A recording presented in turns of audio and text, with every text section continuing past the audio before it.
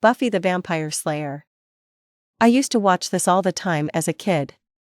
It's one of my all-time favorite shows, so when I heard there was a game coming out I was ecstatic.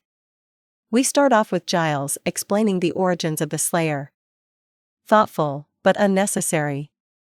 Did they really think anyone who wasn't a fan of the show would play this? Oh, well.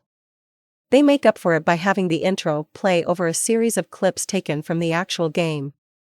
If that doesn't get you pumped up for some Slayer dusting action, then nothing will. The first stage of the game is a tutorial level to get you used to the controls and the combat. The combat isn't the worst experience I ever had in a video game, but it could have been loads better. You have an attack button for punching and kicking that you can mix up to perform combos. There's a meter for health, and a meter for your Slayer power.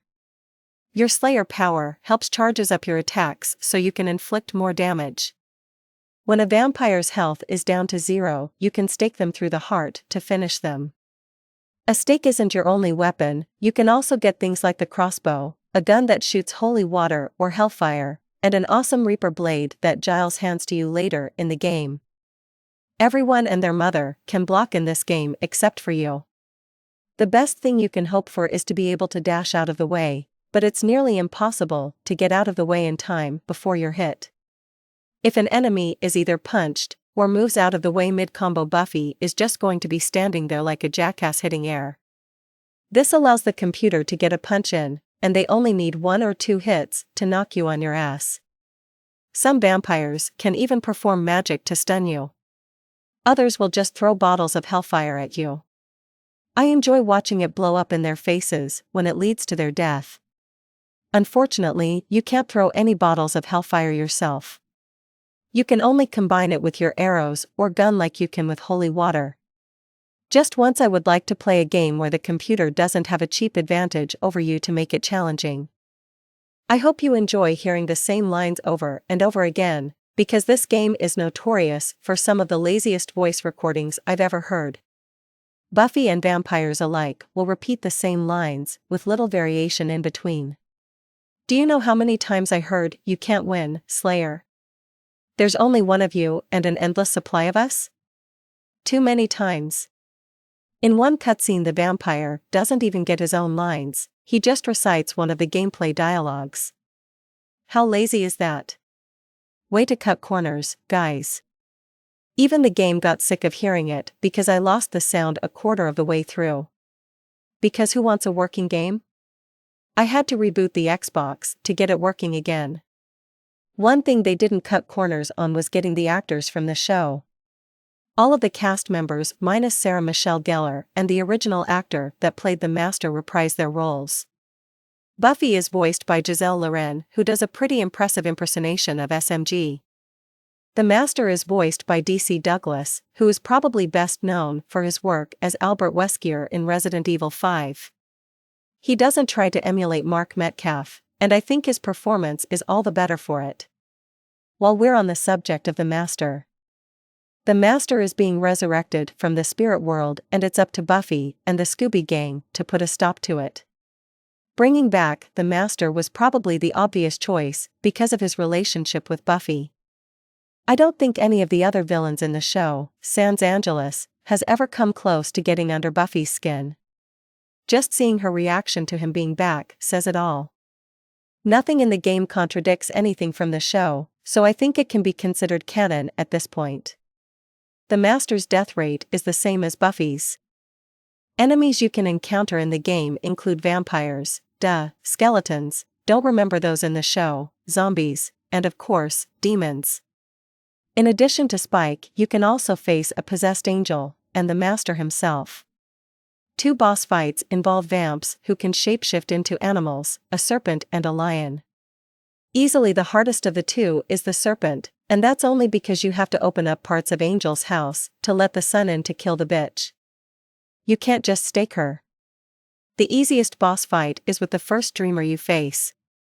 The game builds them up as these big bads that can manipulate reality itself, and then you kill one of them in just a few punches.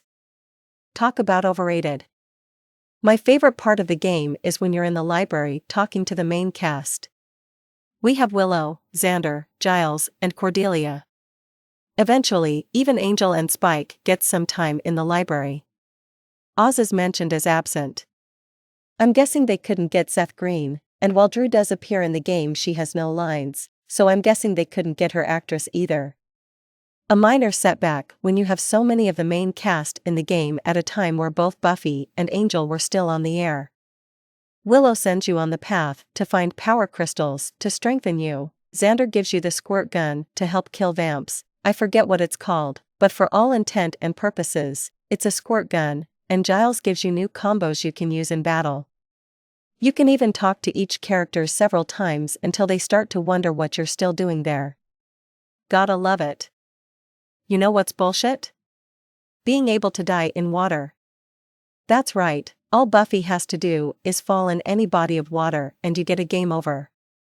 If an enemy even so much as knocks you into it, you're dead. You're telling me that Buffy doesn't know how to swim?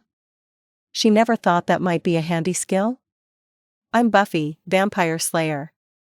I ain't getting on no boat. The camera in this game jumps all over the place. You'll be trying to perform a simple task like pushing a switch while fighting a boss, and you can hardly see where it is because the camera is fixed on the boss. Then the developers decided that platforming needed to be added to the game, so you're wrestling with the camera just to line up your jump. This was not a game made for platforming. You have a hard enough time just lining Buffy up to grab onto a pipe. There are a couple of weapons you can pick up like the mop. Other weapons include a shovel, a spike, and a sledgehammer. The sledgehammer is without a doubt the best weapon in the whole game. You can just slam it into the enemy repeatedly and smash a vampire's head in. A lot of the weapons have their own health meter, and when the meter runs out, the weapon breaks. Another thing I like about this game is that it changes Buffy's clothes through levels. How many times does a video game character change his clothes? Almost never. Even Xander is wearing something different depending on the day. Not Willow, though. Willow doesn't have to change anything. She's Willow. In closing, would I play it again? No. No, I wouldn't. In fact, I wished I never played this piece of shit to begin with. I like the story. I like that most of the actors from the show reprise their roles, and it feels like an episode, but that where the good things end. The gameplay mechanics are horrible. No matter how good you get at the combat, you're just going to be punching air every time. Enemies will glitch into the ground, keeping you from killing them. This isn't a video game, it's a Slayer life simulator. This game was created to show you how much being the Vampire Slayer fucking sucks. If you're a Buffy fan and you never played this game before, do yourself a favor and YouTube it. You're more likely to have a much more enjoyable experience watching someone else suffer through this game than playing it yourself. Skip it.